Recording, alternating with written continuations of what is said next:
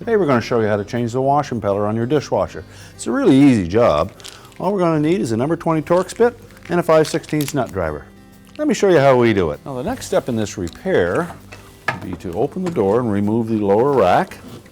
We'll just set that aside. Next we'll remove the lower spray arm. There's a center retaining nut there. It's about 2 inches in diameter. Just unthread that. Lift the spray arm off, set that aside.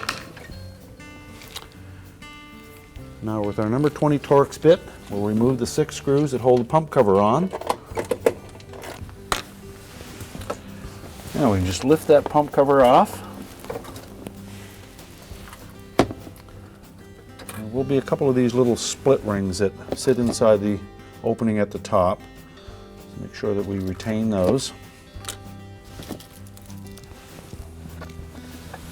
Next, we just lift off the backwash arm, set that aside. Now we have access to 3 screws that will remove the discharge cover.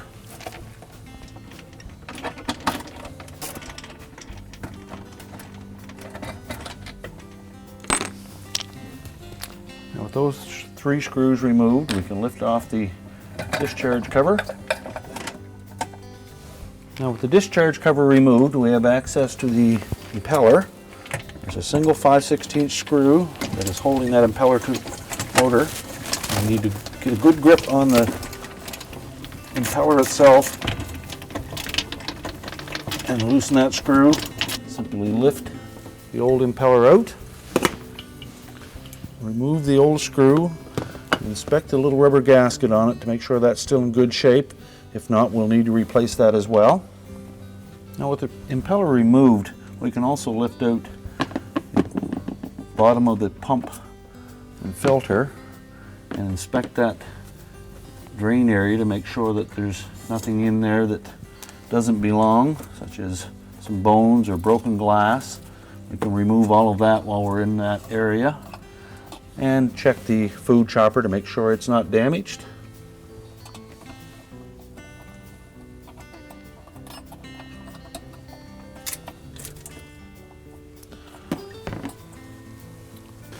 We'll put the bottom filter plate back in, making sure that we line up that oval opening with the opening in the pump, as well as the base for the discharge housing.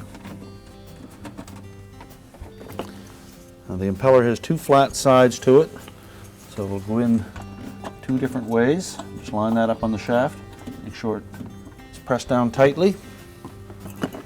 We'll reinstall that 5/16 screw. And again, we'll have to hold that impeller while we tighten the screw. Make sure it's good and firm.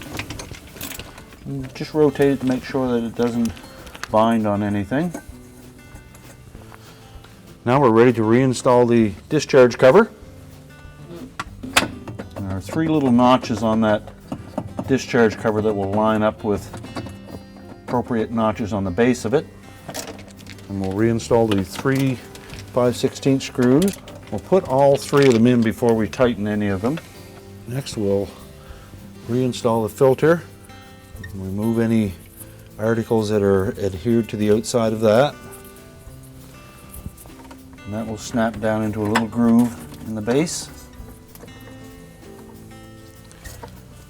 On the backwash arm, we'll look at the slotted openings around the edge, and if there's anything jammed in those, we should peel that out. It has 2 flat sides on the top of that will line up with the spray arm bearing.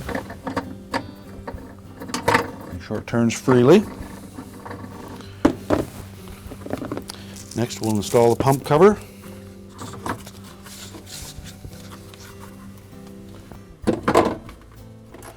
Put those 6 Torx head screws in place. Won't tighten any of them until we have them all in. Now before we tighten those up, again we want to make sure that the lower spray arm bearing turns freely. Make sure that the center spray nozzle is in place. Now it's important that we put these 2 split rings back in. Insert them so that the splits are opposite each other. We'll just set those down into the opening around the spray arm bearing.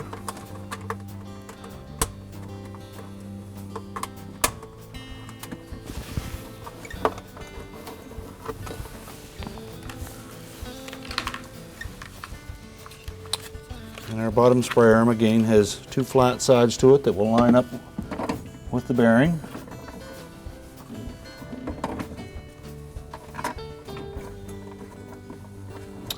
And tighten the retaining nut.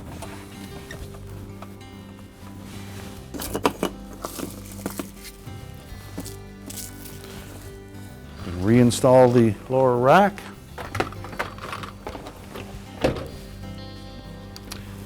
And our repair is complete.